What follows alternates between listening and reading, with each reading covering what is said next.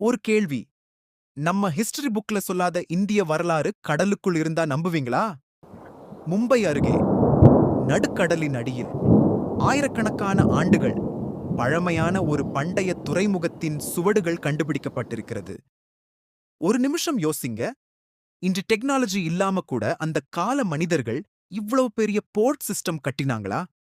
அப்படின்னா, நம்ம முன்னோர்கள் நாம நினைப்பதை விட பல மடங்கு அட்வான்ஸ்டா அவர்கள் யாரோட வியாபாரம் பண்ணினாங்க? அரப் நாடுகளா? மெசொப்பொட்டேமியாவா? அல்லது இன்னும் தெரியாத சிவிலைசேஷனா? ஆனா, இன்னும் பெரிய கேள்வி. அவ்வளவு பெரிய துறைமுகம் எப்படி முழுசாக கடலுக்குள் போச்சு? சுனாமியா? நிலநடுக்கமா? கடல் மட்டம் உயர்ந்ததா? அல்லது நமக்கு தெரியாத ஏதாவது நடந்ததா? ஒரு விஷயம் மட்டும் கிளியர்.